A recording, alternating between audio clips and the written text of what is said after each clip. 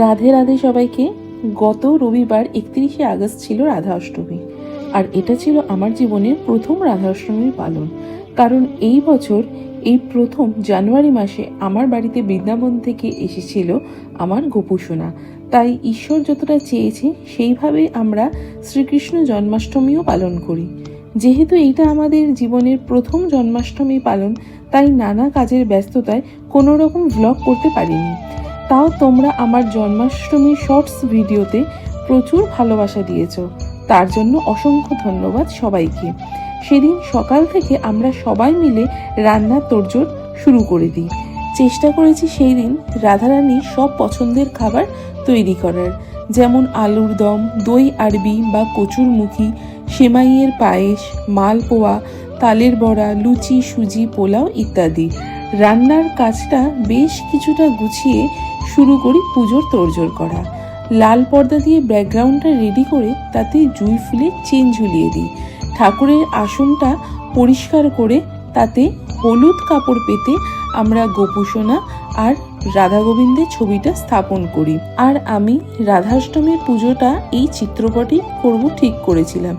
যেহেতু রাধারানীর কোনো শ্রীবিগ্রহ আমাদের বাড়িতে ছিল না, তাই আজ আমরা গোপুসোনাকেই রাধারানীর বেশি শৃঙ্গার করব বলে ঠিক করেছিলাম।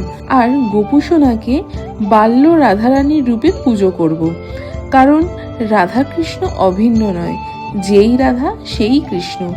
শ্রীকৃষ্ণের আহ্লাদিনী শক্তি হলেন শ্রী রাধারানী। তারপর শুরু হয়েছিল আমার অপটু হাতের তুলি নিয়ে একটু আঁকিঝুঁকি। তো আমি চেষ্টা করেছিলাম পদ্ম আলপনা দেওয়ার, কারণ পদ্ম ফুল শ্রীকৃষ্ণ ও রাধারানী দুজনেরই খুবই প্রিয়। আর দেখো, এই যে পায়ের ছাপটা, আমি চেষ্টা করেছিলাম একটা ছোট্ট বাচ্চা মেয়ের পায়ের ছাপ যেন হয়, তাই সেই মতোই তুলি দিয়ে কিছুটা আঁকার চেষ্টা করেছিলাম। এইবার হবে বাল্য রাধারানী রূপী শ্রীকৃষ্ণের, মানে আমাদের গোপুসোনার স্নানাভিষেক। দেখো, স্নানের বস্ত্র পরে গোপুসোনাকে কত সুন্দর দেখতে লাগছে।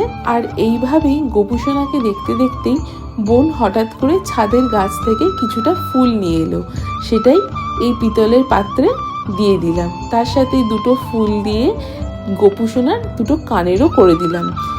আমার তো গোপুসোনার দিক থেকে চোখ সরাতেই পাচ্ছিলাম না, এত মিষ্টি লাগছিল, যেন মনে হচ্ছিল সবার দিকে তাকিয়ে খিলখিল করে হাসছে।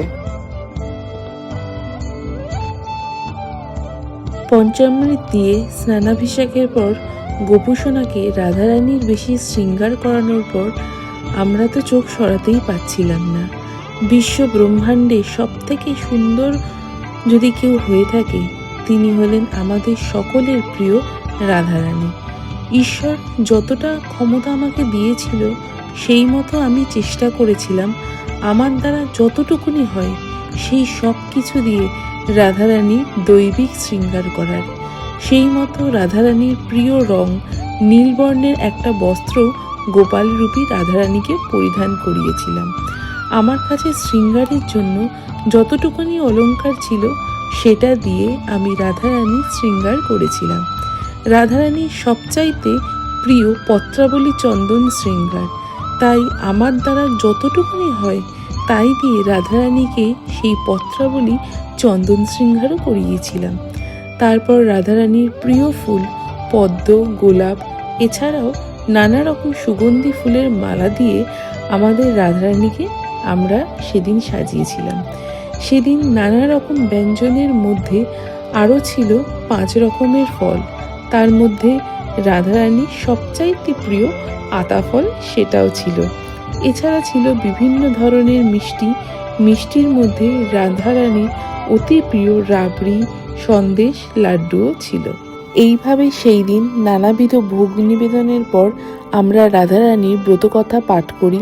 তারপর পুষ্পাঞ্জলি, নানাবিধ অর্ঘ্য নিবেদনের পর আমরা রাধারানীর অষ্টতর শতনাম পাঠ করি। তারপর একে একে পঞ্চপ্রদীপ, ধূপ, দীপ ইত্যাদি দিয়ে রাধাকৃষ্ণ ও রাধারানী রূপী গোপাল সোনার আরতি করি।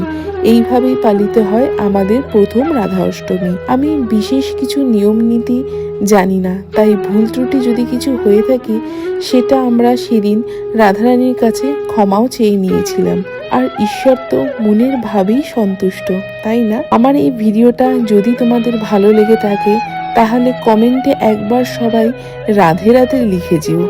রাধারানী তোমাদের সকলের মঙ্গল করুক। সবশেষে বলো, তপ্ত কাঞ্চন্য গৌরাঙ্গী রাধে বৃন্দাবনেশ্বরী বৃষভানুসুতে দেবী প্রণমামি হরিপ্রিয়ে।